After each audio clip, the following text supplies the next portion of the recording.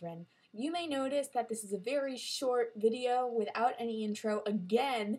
Actually, this time not because it's late and I'm lazy or whatever, but because I'm grounded.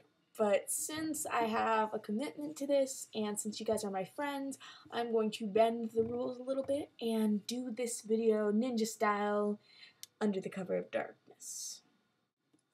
So this week's topic is about theater merch, and unfortunately I don't have a lot of typical theater merchandise like t-shirts, sweatshirts, pretty necklaces and whatnot.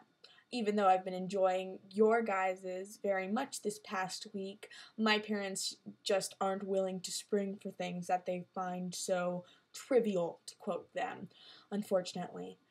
I do own one Rent t-shirt, but I bought it with my own money at the tour, and my dad told me it was a waste, and I told him I was okay with that because it was a happy waste.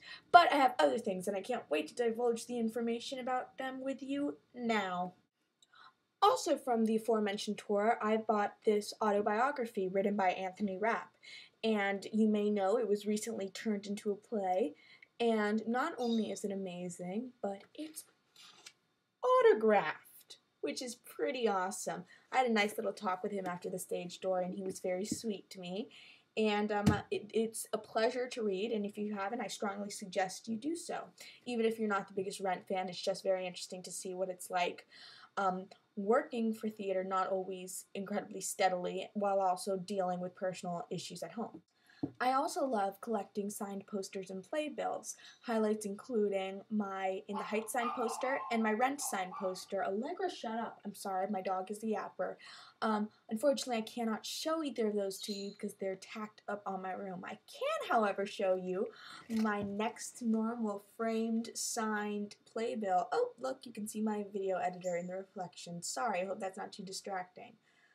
Better? I hope so. You can see Alice Ripley's bubble letters. She told me that she did those actually so she can have more time to talk with the fans at the stage door, which I thought was very nice. You can see Kyle Dean Massey kind of sprawled across the top. Michael Berry was on that night, and he was actually very good. I really enjoyed him.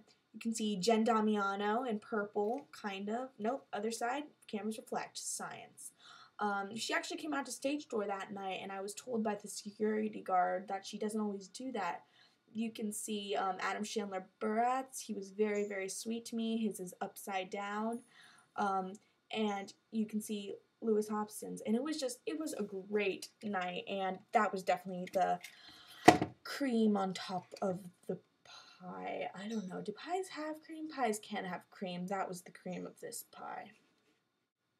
One of my more out there sort of souvenirs are that I like to collect first edition sheet music of different shows. This is from Kiss Me Kate.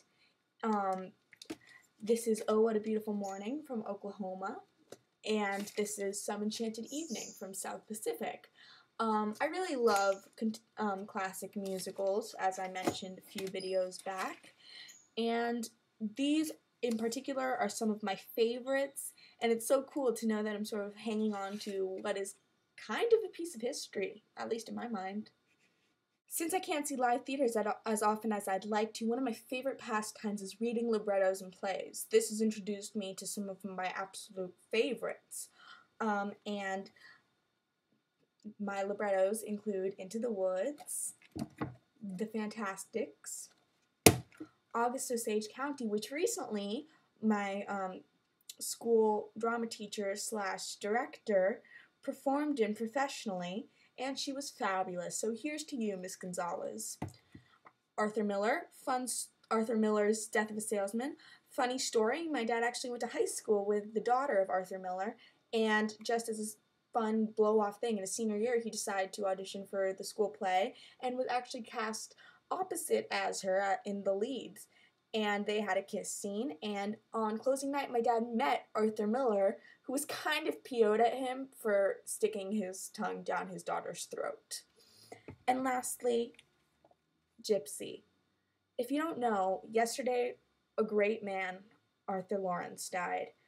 Arthur Lawrence wrote the libretto to Gypsy he was a director, and he was just an all-around incredibly talented theatrical person. I consider Gypsy perhaps the best book in musical theater, and really, this whole video is dedicated to him. R.I.P. Arthur Lawrence. Also, if you go on to Mia J's Tumblr, Mia J being Wednesday, of course, you'll see a little something dedicated to him as well. I'll link it in the doobly-doo down below. Oh, and how could I forget? Mara, see you Monday, break a leg. Most of those librettos were bought at the Drama Bookshop in New York City, and I'd just like to take this moment to congratulate them on their special Tony.